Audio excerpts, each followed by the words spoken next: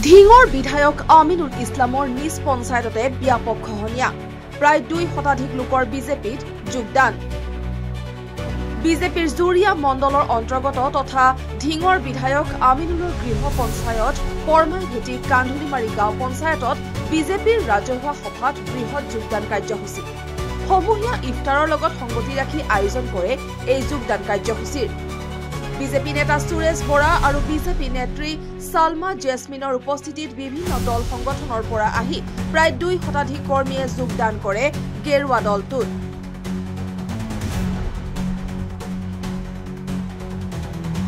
আসলতে কান্ধুলিমাৰী পৰমাইভেটি মানে যে আমাৰ পঞ্চায়ত ইয়াতে আজি পবিত্ৰ ৰমজান মাহৰ উপলক্ষে ইয়াতে আমাৰ ৰাইজে আপোনাৰ ৰোজা ৰখাৰ পিছত যি আপোনাৰ ইফতাৰী ব্যৱস্থা থাকে ইফতাৰী কৰা হ'ল ইয়াতে আৰু এজন আমাৰ ইয়াৰ স্থানীয় যুৱকে গোটেই মানে নেতৃত্ব তাজমল হুছেইন ডাঙৰীয়াই নেতৃত্ব লৈ ৰাইজক আজি ইফতাৰী দিলে মই আসলে ধিং সমষ্টিত আছিলোঁ তাতে মই আজি ইফতাৰত আছিলোঁ আৰু তাৰ পৰা ইয়াত আহি পালোঁ তাৰপিছতে ইয়াতে আমাৰ স্থানীয় ৰাইজৰ যি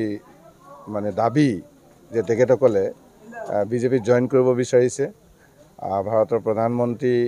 শ্ৰীযুত নৰেন্দ্ৰ মোদী ডাঙৰীয়াৰ সবকা সাথ সবকা বিকাশ যি শ্লোগান আৰু এই শ্লোগান লৈ প্ৰধানমন্ত্ৰীগৰাকীয়ে ভাৰতবৰ্ষৰ প্ৰতিটো দুখীয়া পৰিয়াললৈ জাতি ধৰ্ম নিৰ্বিশেষে যি সুবিধাবিলাক দিছে তাক লৈ ৰাইজ আপ্লুত হৈছে ৰাইজ কৃতজ্ঞ আৰু লগতে অসমৰ মুখ্যমন্ত্ৰী ডক্টৰ হিমন্ত বিশ্ব শৰ্মা ডাঙৰীয়া আমাৰ ৰাইজৰ কাৰণে মামা তেখেতে সকলো ৰাইজক সকলো ধৰ্মৰ ৰাইজক যিখিনি সুবিধা দিছে বিশেষকৈ নিকাভাৱে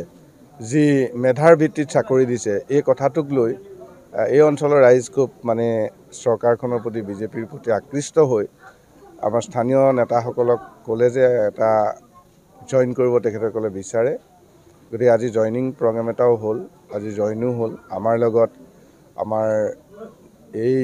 যি আমাৰ জুৰিয়া মণ্ডল আমাৰ বিজেপিৰ এটা বৃহৎ 12-13টা পঞ্চায়ত লৈ আমাৰ এটা প্ৰশাসন থাকে তাক মণ্ডল বুলি কোৱা হয় এই মণ্ডলৰ সভাপতি দিবাকৰ বৰা ডাঙৰীয়াৰ উপস্থিত আছে ইয়াতে তেখেতৰ উপস্থিতিত হৈছে আমাৰ বিজেপি নেত্ৰী সালমা বাইদেউ আছে আৰু ইয়াৰে আমাৰ বহুজন বিজেপি নেতা নেত্ৰী ইয়াত উপস্থিত আছে সকলোৰে উপস্থিত এটা ভালকৈ জইনিং হ'ল আপোনালোকে দেখা পাইছে হয় আজি কান্ধুলিমাৰী পৰমাইভেটি পঞ্চায়তত নাকি আমাৰ ইউডিএফৰ ঘাটি বুলি ক'ব পাৰি আৰু বিধায়কজনৰ ঘৰটো ইয়াতে ওচৰত আছে আজি তেখেতে আজি 15 বছৰ ধৰি বিধায়ক থকাৰ পিছতো পঞ্চায়তখনৰ কোনো উন্নয়ন নাই সেইফালৰ পৰা চাই আমাৰ ইয়াৰে যিসকল ৰাইজ এই ৰাইজসকল ওলাই আহিছে বিজেপি দলৰ নীতি আদৰ্শ তথা উন্নয়নমূলক কাম কাজৰ প্ৰতি আকৃষ্ট হৈ আজি প্ৰায় 200ৰো অধিক বিভিন্ন দলৰ